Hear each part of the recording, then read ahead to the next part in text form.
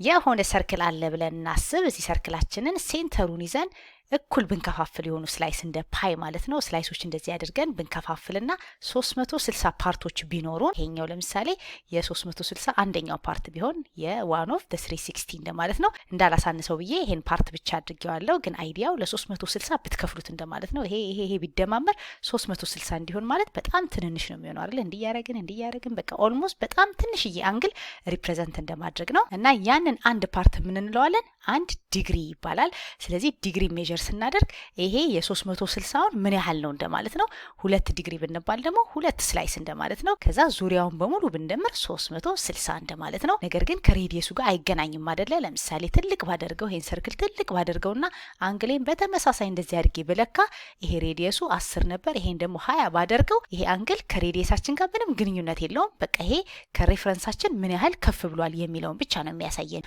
አሁን ራዲያን የምንለው ግን ከሬዲየሳችን ጋር ስፔሲፊክ ነው። ይሄ አንግል ለምሳሌ ቴታ ነው ብለን ብናስብ ቴታችን ልክ የሬዲየሳችንም 10 አርካችንም ደግሞ የሬዲየሳችን ያህል ከሬዲየሳችን ጋር እኩል ሆኖ 10 ከሆነ ያንን ምን እንለዋለን? አንድ ራዲያን እንለዋለን። ስለዚህ አንድ ራዲያን ስንል የሬዲየሳችንን የሚያክል አርክ ስንሄድ አንድ ራዲያን እንለዋለን። ሰርክላችንን ደግሞ እንደዚህ በ360 ፓርት ከፍለ ነው ያለውን አንደኛው ፓርት ደግሞ አንድ ዲግሪ እንለዋለን። ስለዚህ ይሄኛው ከሬዲየስ ጋር ሪሌት አያደርግም፣ ይሄ ደግሞ ከሬዲየሳችን ጋር ነው። ስለዚህ ዙሪያውን የሰርክላችንን ዙሪያ ሪፕሬዘንት ለማድረግ የሚያስፈልገን ስንት ነው?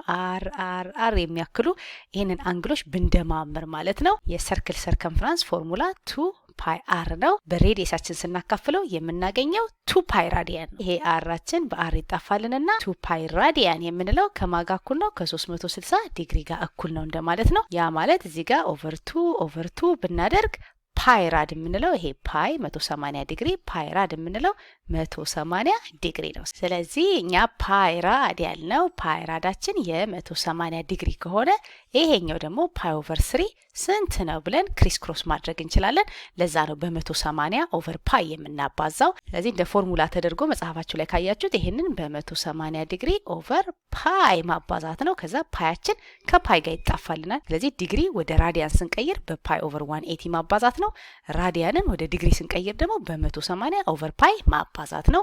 ሁለቱ እንዳይጠፋብን በቃ ዲግሪ ሲሆን ይሄን ዲግሪ ከዲግሪ ጋር ለማጣፋት 180ው ከታች ነው መሆን ያለበት። ራዲያናችን ደግሞ ፓይ ስለሚኖረው ይሄ ፓይ ከፓይ ጋር እንዲጣፋ እዚህ ጋር መሆን አለበት ብለን በዛ ራሱ ማወቅ እንችላለን። ግን ኮንሴፕቱ እዚህ ጋር እንዳሳየዋችሁ ፓይ ራድ 180 ዲግሪ ከሆነ ይሄኛው ስንት ነው በሚለው ነው። ለዚህ ፓይ ኦቨር 3 በዲግሪ ስናስቀምጠው ይሄ ፓይ በፓይ ይጣፋልናል። ይሄ በ3 60 ይሆንና 60 ዲግሪ ነው እንላለን። ቢንም ስንሰራ በተመሳሳይ እዚህ ጋር የምናባዛው በ180 ዲግሪ ኦቨር ፓይ ነው። ያኔ ይሄ ፓይ ከዚህኛው ፓይ ጋር ይጣፋልናል። ይሄ ደግሞ በሁለት 90 ይሆናል።